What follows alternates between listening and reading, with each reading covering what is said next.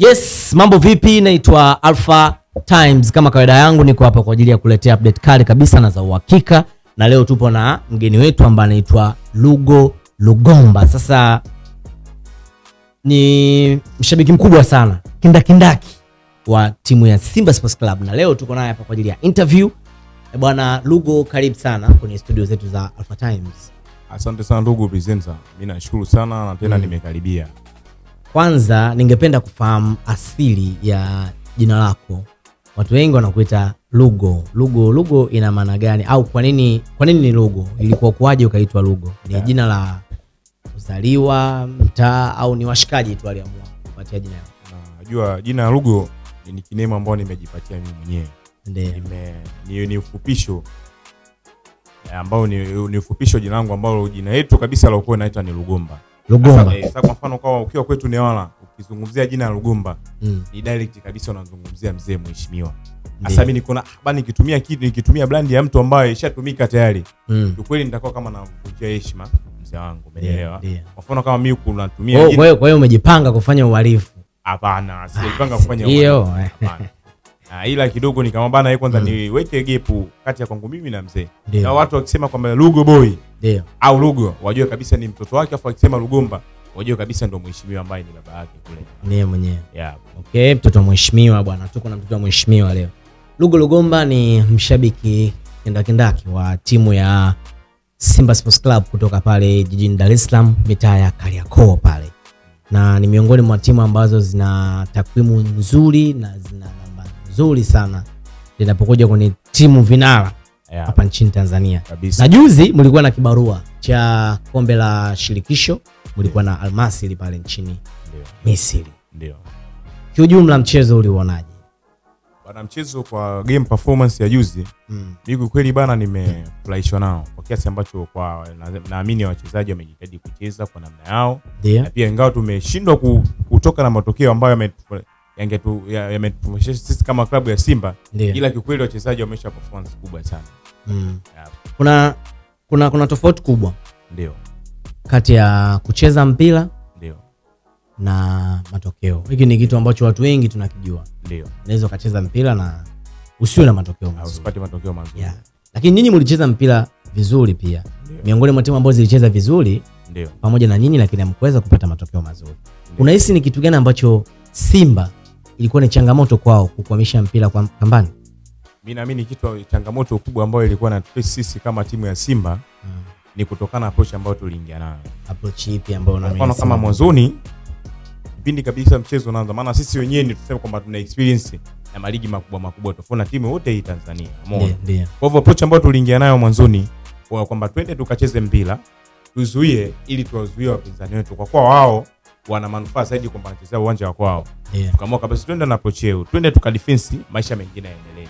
Sasa kadri game inavyozidi kwenda mbele, tukiangalia game plan ya ambao walikuwa wanatumia wao, na wao kumbe walikuwa na approach kama ya kwetu kwamba bana na watu wache sisi tucheze mpira, wao wanashambulia kwa counter. Lakini sasa inapotokea kwamba unacheza na timu ambayo ina approach kama, unajua mnavokuwa mnapanga mbinu, ndio ile mbinu ambayo nyinyi mnapanga kwenda kuitumia, ndio nayo kuna wakati inakuwa ni sehemu ya mbinu ya mpinzani. Unanielewa hapo? Ndio, nishakuelewa. Ni kwamba sisi tunaenda hivi. Ndio.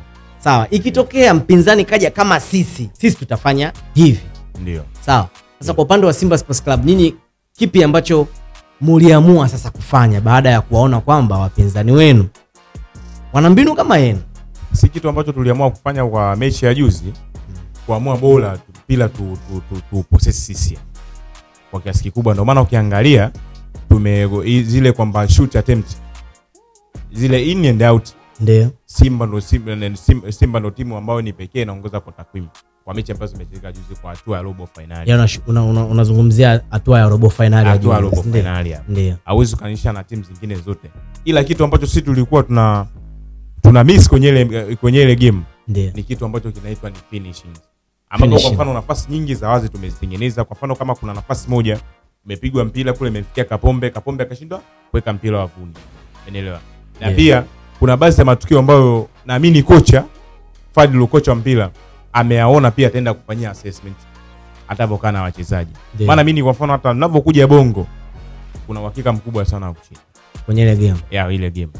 Sasa unajua nyinyi mna plan zenu. Ndio. Na Al Masry pia mpaka sasa hivi kwa kuwa wameshaiona Simba. Ndio. Kuna namna atakapokuja kucheza hapa Bongo.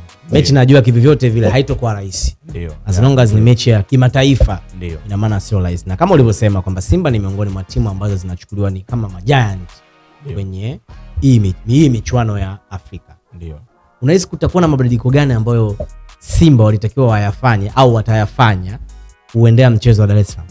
Mabadiliko ambayo yanataka kufanyika kwenye klabu ya Simba ni zile nafasi ambazo tunataka tuzitumie, ile nafasi tukipata big chance kuzitumia zile zinatuletea matunda. Na kwa mfano kama tutakuwa tunapata kwa mfano kama big chance ya wao hata 5, umeelewa? Tuhakikishe kabisa kwamba zile big chance tunaziconvert inakuwa ni goli moja kwa moja. Ndio. Kwa mfano kama na kitu kingine ambacho si Simba tuna kitu cha kujivunia kwamba ukiangalia kwa hatua hizi hapa timu ambazo zimeingia robo finali, Simba ndio timu giant. Ndio timu kubwa ukiangalia kwenye rank za CAF. Ambazo zinasimama kwenye nafasi. Yaani rank za sasa hivi maana. Rank za sasa hivi hapa. Ambapo sisi ndio tunasimama kama ndo vinara au wakubwa wa Afrika kutokana hatua ambayo. Lakini hiyo sio sababu ya kuweza kufuzu. Ni sababu nayo. Kivipi yani? Yaani kwa mfano kama hii hapa tunaangalia kitu kimoja, tunasema kwa press back tunaifuata timu ambayo ilivyokuwa. Kwa mfano tunazungumza Al Ahly. Umeelewa? Al Ahly sometimes kitu ambacho kinawafanya na wao pia wabebe makombe tofauti. Ni kutokana ukubwa wao ambao kuna brand yao ilishajitengenezea. Kwamba ukizungumza Afrika unajua kabisa kwamba layer fulani hii ni layer Al Ahly peke yake. Hakuna mtu ambaye hakuna mpinzani wake. Sasa unajua swala timu kuwa vizuri kwenye ranki labda ya CAF au FIFA, sometimes unaweza ukajikuta unafungwa na timu ambayo pia iko chini tu. Tumeshawahi kushuhudia pia Real Madrid akiwa anaondoshwa kwenye michuano ya Champions League. Ni kweli. Lakini ni timu ambayo inafanya vizuri kwenye bara la Ulaya na kwenye hiyo michuano ni mara nyingi kuanzia hii miaka yani miaka 10 hii iliyopita hii. Ni timu ambayo imefanya vizuri, lakini miaka 10 ambayo imepita haijachukua miaka yote. Kuna miaka ambayo pia alikuwa anatoka. Ikiwa wamewazidi watu ranki ni sehemu kubwa sana. Nao pia. Kwa hiyo ndio maana nimesema kwamba ranki kwa upande fulani sometimes pia haisaidii. Ila kitu cha kwa sababu kama ingekuwa ranki inasaidia haya mambo mtoko mwefanye pale Al Masry kwao. Hapana, una kitu yani sisi tuliingia pale mpango wetu twende kwamba tukazuie ile game. Kwamba hao kama wataweza kuscore kwetu isifike goli 2, umeelewa? Ndio approach ambayo mwanzo tulikwenda nayo, umeelewa? Ndio kwamba tulisema kwamba bana hata kama kufanya tukifeli au kama tutakuwa tunapata nafasi ya kuscore to score, ila kwamba approach yetu mwanzo kwamba tuwe tuna defense. Ila kile kitu ndio maana hata ukiangalia magoli yao sio tactical, umeelewa? Kwa mfano game ya kwanza mchezaji amepigia katikati mpira umeenda, umeelewa? Goli ya pili mchezaji amegonga mpira umeenda. Kuna matukio mawili makubwa ambayo yalitokea kwenye mchezo. Ndio. Ambao matukio hayo, tukio la kwanza kabisa ni tukio la Ateba. Ndio. Ambayo watu wengi walikuwa wanasema ile ni penalty. Ndio. Mtazamo wako ulikuwaje? Mtazamo wangu unaungana wao ambao watu ambao wanasema kwamba ile ilikuwa ni penalty. Ni zaidi shairi ile ni penalty. Kwa nini? Kwa sababu kwa mfano ukiangalia Ateba ameugusa ule mpira. Alafu mchezaji akaja kugusa mguu wa Ateba au kumkanyaga Ateba. Ile ni lil kabisa penalty. Na hata kwa mfano kama muamuzi wa ile game angekuwa anaenda kuangalia kwenye VAR kama alivyofanya tukio la goli la Simba la offside, na mimi angefunika penalty. Hiyo pia inategemea na wachezaji wamekuwa na muamko kiasi gani. Baada ya ile tukio mashabiki wachezaji wa Simba walikuwa na temper kiasi gani au walikuwa na reaction zipi? Yaani kwa mfano kama ile siwezi nikalaumu sana wachezaji wa Simba. Kwa sababu ukiangalia baada ya kufanyika lile tukio Al Masry ndio akawa na mpira. Umeelewa? Hasa kipindi hicho unaona kwa kuna reaction mfano ambayo alikuwa anaitoa hata mwalimu Fadilu huko nje. Anawaamsha wachezaji. Njeni bana mkalalamike si kitu gani. Ila kumbuka ndugu presenter kwamba kwa kipindi hicho Alpha Times, umeelewa? Mpira walikuwa wanaumiliki wale Al Masry. Kwa mfano wachezaji wote wangekuwa kwa maana sisi tunaachana wewe kuna nini? Tunaachana kufuata mpira, tunaenda kumzonga Alex. Unaelewa? Akafunika matukio kama na wao wametufunga. Ingekuwa ni makubwa zaidi. Ndio maana wachezaji sometimes wamekuja kulalamika badala mpira kutoka nje. Na ile naamini kama ilipita kama dakika moja hivi. Sasa kipindi kile na wao wakawa wanangangania mpira waendelee kucheza. Na tukio la pili lilikuwa ni tukio la goli. Ndio. La Al Masry, goli lao la pili. Ndio. Watu wengi walikuwa wanasema kuwa ni offside. Mimi mwenyewe ni miongoni mwa watu ambao kwa mara ya kwanza nilivyoangalia nilisema dhahiri ile offside. Ndio. Mtazamo wako ulikuwaje pale? Ule mtazamo kwa kuwa kuna VAR video assistance, nadhani kwa ile juzi game ya Simba inaendelea mimi kusaidia. Ndio. Kwa sababu kwa mfano hata na mimi pia mwanzoni ukiangalia mtu ambaye alikuja akakunjwa cross huko, umeelewa? Na mtu ambaye amekuja kuscore kule. Ukiangalia mtazamo wako sasa ni offside au si offside? Kwa kuwa VAR imethibitisha na pia wakatucholea ile line, yule mchezaji inaonyesha kuwa offside.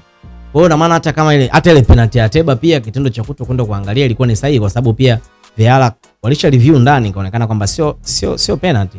Hapana, naamini Blue kuna matumizi mabaya ya VAR. Kwa mfano, tunarudi mechi za nyuma hizi. Msimu 2022 2023. Yanga anacheza na Mamelodi. Ndio. Kuna goli ambao alienda kapiga Aziz Ki. Umeelewa? Ikaenda ikaingia ndani afu mpira ukarudi nje. Kapiga mwamba mpira ukaingia ndani ukarudi nje. Umeelewa? Ndio. Ile kwa maono, unajua timu kubwa sometimes zinakuwa kama zinabebwa. Umeelewa? Yaani the way ambavyo unaweza treat Mamelodi Sundowns akiwa anacheza na Yanga. Tofauti na the way ambavyo atatreat Mamelodi Sundowns akiwa anacheza na uenda Al Ahly. Umeelewa? Yaani kuna kubebaji fano. Kwa mfano kama mimi, ila kitu kingine ambacho nataka nikishauri. Kwa mfano kama waamuzi wa Kiafrika, watu ambao tumewaamini na pia wana bedi ya FIFA, umeelewa? Sometimes unapotokea matatizo tata kama yale, umeelewa? Waende kwenye VAR ile wameweka kwa ajili ya kuwasaidia wao. Waende kwenye VAR, wathibitishe ili na sisi pia tusio, yani kwamba wanapotoa maamuzi wasiache timu nyingine kwamba bana wao kwamba yani tuseme kwamba timu zingine wao wanapata haki zao. Umeelewa? Kitu ambacho kimetokea kikweli, hakuna mwanasoka yote duniani ambao amefurahishwa nacho kwa kitu ambacho wamefanyia Simba. Okay, sasa turudi kwenye swala la timu, wachezaji wako, the way jinsi wanavyo deliver uwanjani. Kile kitu ambacho wanachokitoa uwanjani peke yake kinatosha? Kwa nafasi yao mimi naamini kinatosha. Unajua Simba sasa hivi falsafa yetu ilikuwa ni kama Barcelona. Ndio. Kwamba sasa bana sisi kutokana na timu yetu kwa kuwa tumeyumba hapa misimu mingapi. Ndio maana wapinzani wetu walikuwa wanachukua ubingwa, umeelewa? Ndio. Tunataka tuijenge timu. Ndio. Umeelewa? Timu ambayo tutaamini kabisa kwenye falsafa ya vijana, kwa kutumia vijana katika timu zetu. Ndio unaona kwa mfano kama Simba sasa hivi kuna vijana wengi tofauti na watu ambao wako age. Umeelewa? Ndio. Inaona ile falsafa ambayo mwanzo tulikuja nayo kwamba tuijenge timu. Ila kama itatulazimu tukiwa na quality players ambao wanaweza kutufikisha kwenye hatua tofauti kimashindano, hebu acha tuvunje mkakati wa kwanza. Kama tushajenga tayari timu, basi hata kitu ambacho tunakipambania tukipambanie ili na tufikie malengo kama timu zingine kama Yanga. Yaani malengo kama timu kubwa kama Yanga maana. Yanga kikweli, umeelewa? Yanga kwenye michuano ya kimataifa wale ni ndugu zetu. Ndio. Umeelewa? Yaani Yanga, unajua kuna kitu kimoja, yani kwa wanampira wanasema, umeelewa? Kwamba Yanga aseme kwamba Simba ni role model wa Yanga. Yaani Yanga akitaka kufanya vizuri kimataifa, lazima muige Simba kwamba bana nataka unafanya kitu gani, umeelewa? Kama mkubwa wake kule pale. Ila sisi Yanga tutaupa respect kwa ile ligi la ndani. Umeelewa? Sasa hapo uone kuna kuaga na utata kidogo, kwa sababu Yanga huyu amesha kufika hadi finali ya ile kombe la shirikisho. Ile kombe la shirikisho. Na wewe ulishaye kushiriki shirikisho mara kadhaa na ukao ufanikiwe kufika finali. Ila ikumbuke kitu kimoja bro. Wanasema kila kitu ambacho anakipitia Yanga kitu chapita huko nyuma. Ili kombe la shirikisho ambao Yanga kacheza finali kabla alijabadilishwa kuita shirikisho. Na pia timu ya Simba ishafika finali. Mwaka gani huo? Ni mwaka 1998. Ile 93 ambao watu walitoa zile medali za visoda. Unajua ile tunasema kwamba ni hatua za ile pia tunahesabia ile. Tunahesabia ni hatua ambazo kwa mfano kama ni sema mafanikio ya Simba ndio tumefikia kabla ya Yanga. Ndio. Hatua ambayo wao wamecheza hii. Lakini Yanga pia ndio timu ya kwanza kucheza mashindano ya kimataifa, kwa sababu mashindano ya kimataifa wakati yanaanzishwa kutufikia sisi huko Tanzania au Tanganyika miaka hiyo, Yanga pia walikuwa ni timu za katika timu ya kwanza kuhusishwa na hayo mashindano. Kwa hiyo wao pia wanaweza kusema kwa wao ndio wa kwanza kucheza mashindano ya kimataifa kabla ya nyie. Sawa, na pia kwenye historia yao hicho kitu kitawabeba, umeelewa?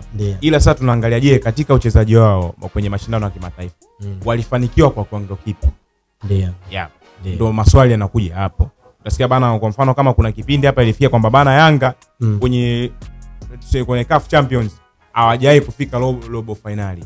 Ambapo hii kwamba amefanya miujiza hii mwaka jana kama mwaka juzi, mwaka jana, msimu mwaka juzi, mwaka 2022-23. Yeah. Au no, 22-23. Ambapo ndo amekuja kutolewa na Mamelodi Sundowns. Yeah. Okay. Kuna swali moja ambalo nataka nikuulize muhimu sana. Ndio. Wewe ni shabiki wa Simba. Ndio. Pia unaifuatilia klabu yako ya Simba. Ndio. Unawajua wachezaji wako. Ndio. Unajua sometimes ubora na udhaifu wa kila mchezaji mmoja. Karibia mchezaji mmoja mmoja tunajua. Ndio. Ungekuwa wewe ndio kocha wa Simba sasa hivi Fadlu. Ndio. Nini ungefanya? Yaani kuendea mchezo ujao kwenye maana ya kimbinu au kwenye maana ya kubadilisha wachezaji ambao unaweza kuwatumia. Ungefanya kitu gani labda? Yaani kitu ambacho ni kuanzia kwenye level ya goalkeeping mpaka forward. Yaani kitu ambacho unajua wachezaji wa mfano kama ukiangalia game ya juzi tumepoteza, ila kiukili kwa kila mwana Simba ambaye alikuwa anaangalia ule mpira kwa jinsi ambavyo timu yetu ilikuwa inacheza, kila mtu alikuwa anafurahishwa nacho na kile kiwango. Yeah. Ningepata nafasi ya kushauri au kuwa kocha wa Simba kama nafasi ya Fadlu, ningeongeza motisha kwenye timu yangu. Yeah. Kwamba bana tujitahidi kwamba nafasi ambazo tunazipata big chances tuziconvert ziwe goli moja kwa moja. Yeah. Tusiwe na goli kwamba ile kwamba goli attempt tusipige sana afu kwa mfano kutokana na takwimu nyingi kwamba namba nyingi bana kwenye namba sisi zinatubeba kwamba statistics. Umeona? Tumeattempt mara nyingi.